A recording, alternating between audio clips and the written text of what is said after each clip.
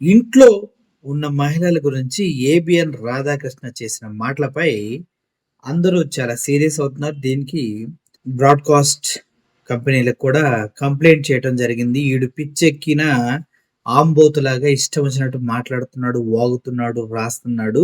బేవర్స్ బ్రోకరోడు అంటూ చాలామంది కంప్లెయింట్ చేశారు. ఆ కంప్లెయింట్స్ అన్నీ నేను కామెంట్ రూపంలో చదివితే రాధాకృష్ణ గారు పాపం చనిపోతారు కాబట్టి అవి నేనేం చదవట్లేదు. అయితే ఇక్కడ ఆయన మాట్లాడిన మాటలకి ఒక కౌంటర్ వస్తుంది. దయచేసి అది వినండి. దాని తర్వాత మనం మాట్లాడుకుందాం. ఉన్న మహిళల గురించి మాట్లాడతావా? నీ మీద వచ్చినటువంటి విమర్శలకు ఏ రోజైనా నువ్వు సమాధానం చెప్పుకోగలిగావా? కాబట్టి మహిళల్ని అడ్డు పెట్టుకుని రాజకీయాలు చేయడం, మహిళల్ని అడ్డు పెట్టుకుని పార్టీలను లాక్కోవడం, మహిళల్ని అడ్డు పెట్టుకుని సైకిల్ గుర్తు లాక్కోవడం, మహిళల్ని అడ్డు పెట్టుకుని చివరికి ఎన్టీ రామారావు గారి ఖాతాలో ఆయన కష్టార్జితంగా సంపాదించుకున్నటువంటి డబ్బు ఏదైతే ఆ పార్టీ అకౌంట్లో ఉందో దాన్ని కూడా కొట్టేయడం.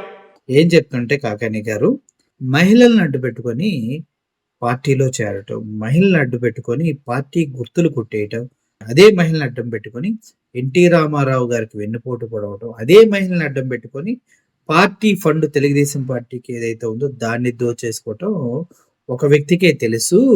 అలా మహిళల్ని అడ్డం పెట్టుకొని మాట్లాడి, మహిళల్ని అడ్డం పెట్టుకొని పైకొచ్చిన వాళ్ళలో బ్రోకర్ నాయలుగలు చాలా మంది ఉన్నారు, నీలాగా మీడియాలో ఉన్న వాళ్ళు కూడా అంటూ కాకాని గోవర్ధన్ గారు పాపం ఏబిఎన్ రాధాకృష్ణ గారికి చాలా అర్థవంతమైనటువంటి మెసేజ్ పంపారు. ఇది ఎందుకంటే ఆయన రాసిన రాతలు ఒక ఆవిడ చదువుతూ జగన్మోహన్ రెడ్డి గారు భార్యని చెల్లి అంటే నిజమే అని చెల్లి నమ్మి ఆవిడకి సంబంధాలు చూస్తారంటూ రాయటం జరిగింది.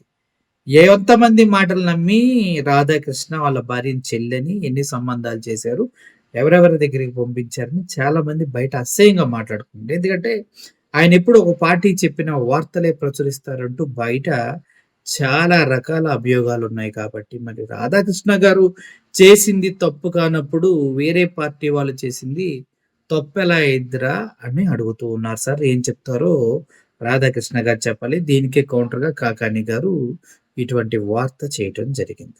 అర్థమైంది కదా? మరి దీనికి ఆన్సర్ ఏం చెప్దాం? మీ ఇష్టం.